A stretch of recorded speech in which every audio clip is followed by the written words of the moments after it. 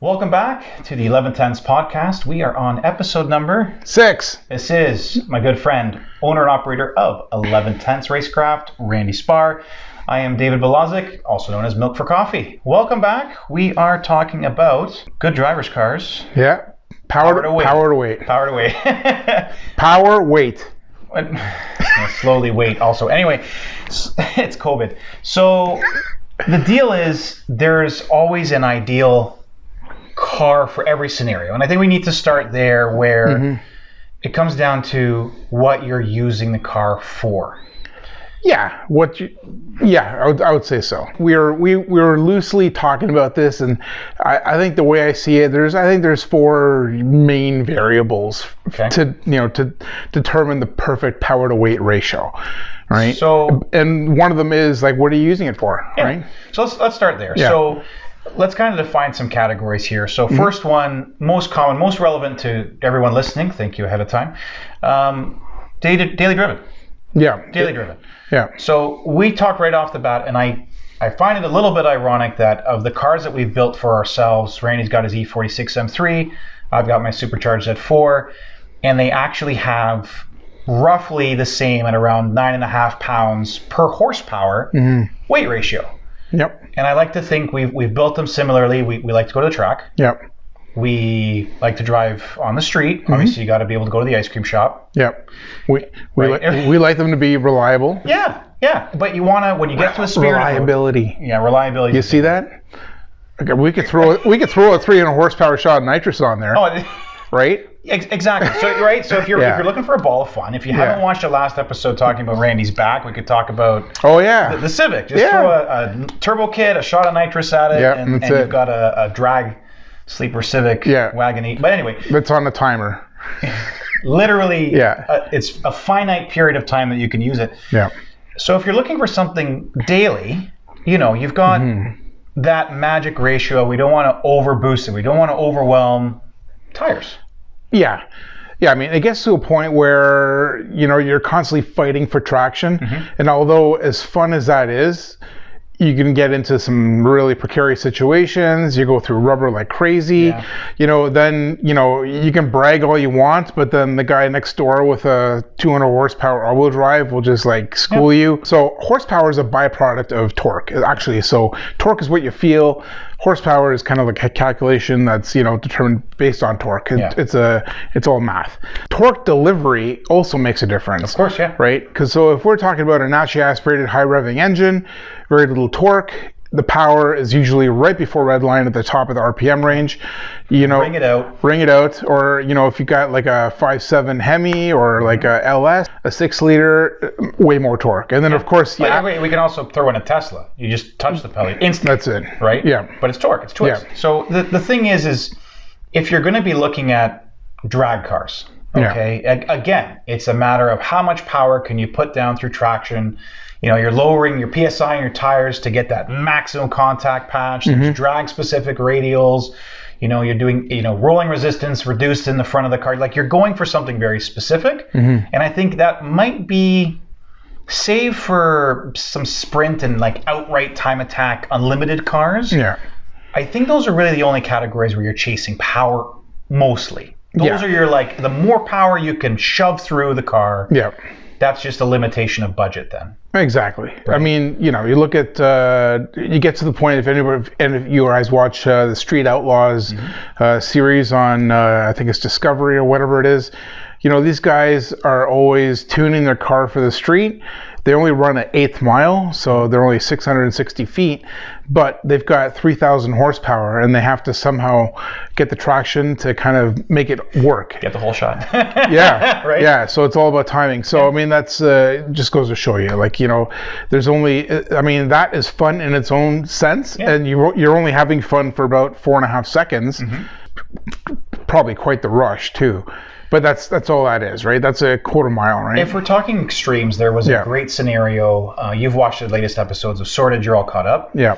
The idea that there's this, the Texas Mile type car where they had this insane, near 2,000 horsepower Viper. Yeah, the Calvo Motorsports Viper. Fantastic. It's a great car. It's obviously fast. It's built for half mile, right? Yeah. So insane horsepower, insane traction.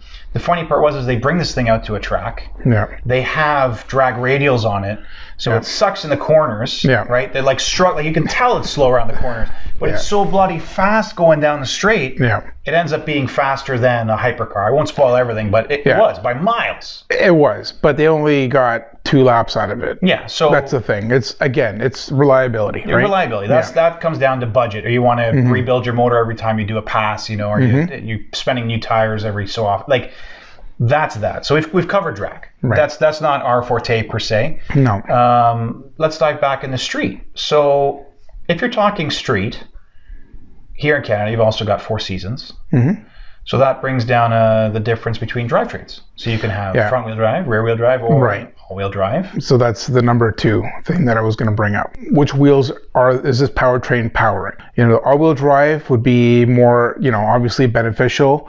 I'm going to say mostly first, second gear, because generally you got to have like over 1,000 to the wheel. Overwhelm the tires. Overwhelm the tires in third gear for an all-wheel drive. Yeah. But a front-wheel drive, 300 to the wheel will make that thing spin through the first 3 gears. 200 to the wheel even. Yeah, if they're depends on how you work small that tires. Yeah, exactly. Yeah. But the thing is there, so that kind of brings me to our first point. Our good buddy has a 1999 Civic. We might as well call it a Type R, smooth Type R if you really want to narrow it down. But the thing's got a 200 horsepower, makes no difference, about 200 horsepower crank. Yeah. It weighs, about 2,600 pounds, we figure. Yeah. It is a light car. It's a front wheel drive. I've been on track with Brad, and it looks like he's having fun. Oh yeah. Constantly. Yeah. Now, is that because the tires are overwhelmed? He's at the limit of weight? I think that's the perfect setup for front wheel drive right there. Like I think he doesn't have the torque delivery of a turbo car. So when he puts the power down, like when he floors it, and the engine starts to wind up, it's not overwhelming the tires. So he can actually use that power. And everyone loves it, the VTEC. It's basically a mechanical turbo. Let's just call it a cam comes on and you get more power. Yeah. So the thing is, he can ring it. You get the traction off the start because you're waiting for that to build in. And then you're literally ringing it out. But unless he's got that car just pinging off the rev limiter and short gearing, he's got to really nail that turn or else he's having trouble pulling out because of that lack of torque. Yeah. Right? Yeah. You got to be accurate with that. It's true. Yeah. Now, we did a little bit of numbers here because we wanted to give you some idea here. So Brad's Civic is, let's see here. So 1999, the Honda Civic, the way he's built it, we figure around 13 pounds per horse. Okay, so that's one example. Let's go back here. We were talking about the Subaru WRX STI, four-wheel drive car, stock, a lot of power, which is 320 horsepower. 320, yeah. And the STI is 11.3, 11.4 pounds for horsepower. Yeah, it's kind of in between our cars and Brad's car. Exactly. Yeah. Right. Now, talking to experience of 11Tenths, let's dive into some of the fun cars that you guys have worked on and developed. So you got your hands on a Supra 2020. Yep. Right? Yep. The 2020 Supra rear-wheel drive. Yep. Stock. How was that on the... Like, you did street. You did track. Yep. Did you do autocross in that as well? Yep. Okay, so you've done all 3. Yeah. Tell me about them all. It was a little bit much for the autocross. Okay. Because, again, the power delivery on a modern turbo car, you get this massive wall of torque hitting you at like 2,000 RPM. You're coming around a corner at autocross. I pretty much had to do the whole thing in second gear.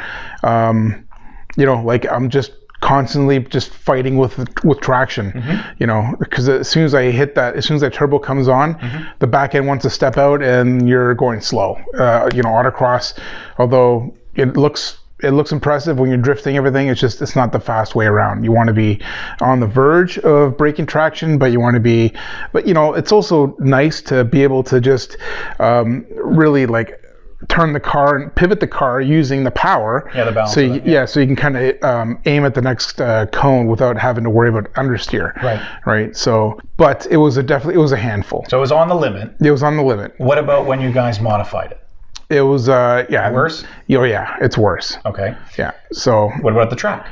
No, at the track, like a nice long track like Most Sport GP.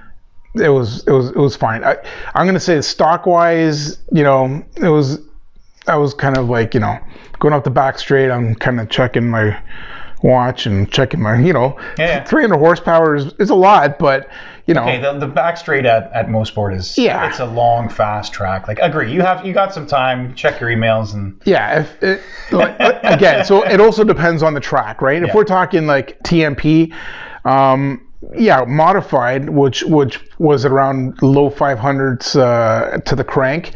It's a handful around a small track like that. But around Mosport GP, I think that's a good power number for Mosport is around 600 horsepower. Okay. Yeah, personally, I think so. So to give you the idea here, Toyota Supra is pretty much bang on, depending on how many decimal points and fuel and all the rest. But what we've looked at through Googling and stuff is that it's actually 10 pounds per horse. It's at what we believe might be the magic number. And then if you're modifying it, so you guys did stage 2, and it was about just over 500 crank. It was down to about 6.5 pounds per horsepower. So again, that gives you, we're trying to provide you a little bit of a reference here and draw your own conclusions, and be sure to comment because now 6.5 again, it depends where the delivery is. Because it's a turbo car and I'm getting 580 foot-pounds of torque at less than 3,000 RPM. I would be getting on the highway, and if it was like a cold morning and I'd be in third gear and just stepping on it, I would actually just leave 11s at from 80 to 120 kilometers an hour. It would just lay rubber. So even that, that's what I mean. Like, 500 horsepower out of a rear-wheel drive car, if you're not running 300 section tires in the back, it's a handful. It's a handful, but it's fun. I liked it. Like, I think that was the sweet spot. I kind of like that. I think 500, although my M3 is 300, right? I think 500 will, it's enough for you to respect it, but at the same time, you don't have to always use all 500 horsepower. That's true. But that also speaks to the delivery of the power. Right. So you were talking about where in the torque range. So I've kind of drawn the conclusion. Personally, I really believe that these turbocharged cars, like, we're not talking about your WRX STIs. We're talking about your standard, mom and pop cars. Like, my daily driver is a Cadillac ATS. It's a 2.0T. You could compare that to any other 2-liter, 1.8, 2.2. It's a very popular common motor with these tiny little snails. And the thing is you can open them up with a tune easily, 30 to 50 more horsepower with a tune. Go see 11Tenths. The idea is that it just so runs out of steam towards the top of the red line. They are small. They are small. Those type of engines have really small snails, really small turbos. And the thing is with the tune, all you're doing is really just dialing up the pressure it allows, and it will generally spool up quite quickly, which is great. I think the nice part is the kick. For a lot of people who are, they're not driving on the track or drag racing, but they want something fun on the street. Or even just for passing power. It's perfect because you don't always have to ring it out to red line when you have all the torque come in between 3 and 4,500 RPM, right? Well, and that's the thing, right? You'll speak to this. You've driven all sorts from naturally aspirated whatnot. Some very high horsepower naturally aspirated cars, you're winding it out or you're waiting. It's got the power, but it's not. It doesn't give you that. It doesn't give you that. Throwback in the seat. Versus a turbocharged car, as soon as a turbo comes up, or back to the VTEC cars when that cam comes on, especially if it's a really lumpy high horsepower build, that kicks you back. And that gives you a bit of that fun experience, right? Right. It's the feeling. It may not even be going fast. But that rush of... So a couple of years ago, I took a friend's car. He was putting down about 900 to the wheel. It was a C7 Z06 Vet. And I had that on a small track. And for the first time, I actually realized that for once, I wasn't just focusing on the braking points and how much braking threshold and like how much steering to give. On the straights, I was focusing on how much throttle to give.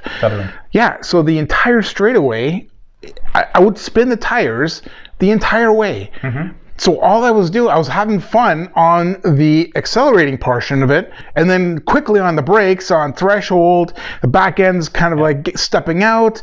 You're selecting the next gear. So, I mean, it was like the most frantic 5 laps, but boy, I had a blast. It was awesome, right? Yeah. It was like driving in the rain, but it was just in the dry. Everything happened, in the dry. Well, and the thing is, if you're constantly working on it, that comes down to feeling a lot more with experience. You could argue that, again, that's high horsepower to weight, depending on the car. Did they do anything to the interior or anything of that car? I don't think so. No. So that, motor, right? Yeah, it had a Caravaggio interior. It was all just for looks, but yeah. But the Corvette's a generally light car. It's already got a pretty high, it's like that Calvo Viper. It's already got great brakes and good platform to start with. So when you throw enough power onto a good platform like that, that, you start to overwhelm the chassis with power. I mean, that's... what would be like a very light car? Like an Ariel Atom? Like an Atom? Have you driven an Atom? No, I have not yet. I'm trying to think. I know neither one of us. I'm dying too. Well, yeah. Neither one of us. You haven't driven a Formula car either. No. I'm going to say just like Ferrari challenge cars. Okay.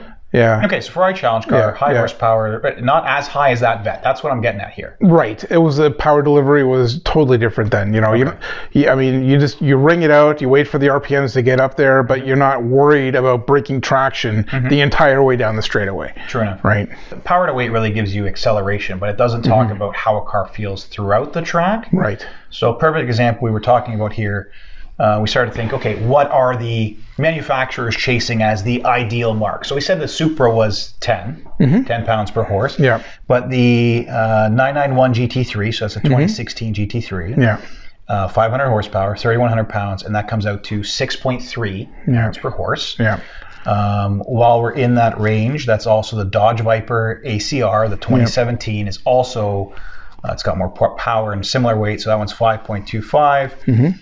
And then the Mustang GT350R, which is right there with the 911 at 6.9, but it's a porker. It's like 3,700 pounds. 37, it weighs a lot, and you could feel it too. So that's the thing. So you can house high horsepower car, similar, not far off of the Vet actually, right? Within 100, 150 horsepower at that level. Yeah. But heavy. Mustang, they're quick though. I mean, even though they feel heavy and they feel like they don't have much torque, I mean, the numbers on the track, they don't lie. They really are quick. They're quick around, and they have a lot of mechanical grip. You can get, they have really big tires. They put big tires on those cars too. Yeah. When it comes down to that mechanical grip as well, it's more than just weight at that point too. Like they've got massive rubber. Suspension can make a difference. Yeah. So like we said earlier, there's a lot of caveats to power to weight. You can't just say power to weight. Randy owned a Smart ForTwo. Yep. Loved it. Yeah, it was a cool little car, except for the transmission, but it was fun to throw around. You booted around the city. You've taken it to. Did you do autocross in that too? Yeah, I did. Yeah. 26 pounds per horsepower. Yeah, it's a momentum car. Yeah. Down a hill and then. Anyway. So it really doesn't matter what the power to weight is. It matters on how it's delivered. So we talked about the torque, the twist. Horsepower is like, it's just a calculation. Overall horsepower, it's whatever, something times 52. Basically, the more torque and the more RPM your engine can get, generally you're going to make more power. Yeah. And I think that's why everyone's so impressed with electric cars, is because you're getting that rush of torque. Even... people will talk about the Tesla, P90Ds, all the dual motor stuff. Yeah. And they've got a ton of power, and they do 3 seconds. But everyone, even the normal Teslas, are, we got that rush. But I was looking, they do 5 seconds 0 to 60, which is I think it's also the torque delivery. I mean, because we did talk about naturally aspirated, so you had nice good throttle response, right? But you have to wait for the shove. Then you got a turbo, where the gas pedal feels like an elastic band. Yeah. You step on the gas, and then like the motor will catch up. Like a second later, you get kind of the torque fill, right? Yeah. And then with the electric, it's kind of the best of both, right? Yeah. It's like you just twitch your big toe, and you're like snapping your neck back, and that's what's like. It's fantastic, that feeling, right? And that thing is that inversely it does fall off a cliff, almost like a small turbo, because the higher in RPM the electric motor goes, it falls off as well. Yeah. So we've covered drivetrain. Yeah. We've covered the different types of motors. So and what you're doing. Yeah. And we've covered off on track. So if you were going to pick one car right now that you'd want to have, What would it be for track? I am still naturally aspirated. Yeah. Yeah, like a naturally aspirated with a manual transmission, maybe a 991 GT3.2 manual transmission or GT4. GT4, I would like something a bit more power, so I'm going to say 500 to 550. Maybe a V10 M5 motor in an E46 M3 with a manual. So that would be pretty good. Things that are going on in the 11Tenths shop. Let's. What's going on? You guys have a couple of projects on the go again.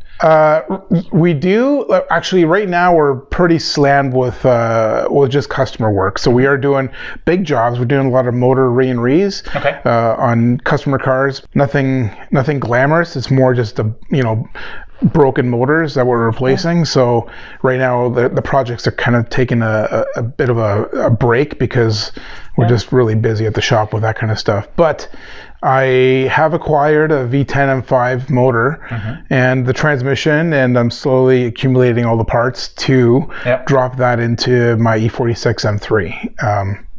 Very excited to see that one. That would be pretty cool when it's done. Looking forward to that. So that was recently you did the transmission swap from SMG to manual, and now it's just a matter of horseshoeing that motor in, which is pretty cool. Keep tabs on that for you, and keep that going.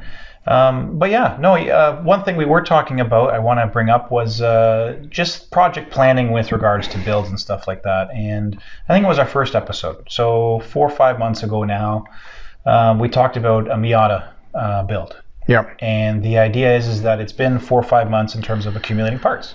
Yeah. Right? For preparing, saving money, and getting everything together before you dive in. So that customer, he kind of changed his focus on the car. He's kind of gone more of the show route instead of the track route. Okay. So we ended up having to take a lot of components of that motor off and send them out for chroming and powder coating and polishing. So he wants a tucked engine bay, pop the hood and no wiring with something as clean as you can eat off it. So, we're actually waiting right now. We had to take the transmission. He wanted the transmission casing polished. So the transmission went out, opened up the casing, took out the guts, That is a very, very different direction than originally. So there you go. Projects change, right? So that's exactly. That's pretty cool. Yeah. There you go. So as always, 11Tenths is the place to go to help you with all that stuff. Yeah. Let us know what your thoughts are in the comments down below. We would love to know your thoughts on what is your ideal power to weight and horsepower or weight or car, whatever. Tell us what you think. Thanks for watching. Be sure to like and subscribe. We really appreciate it. It goes a long way. Make sure to drop by the shop. Yep. Have a good one. Thank you.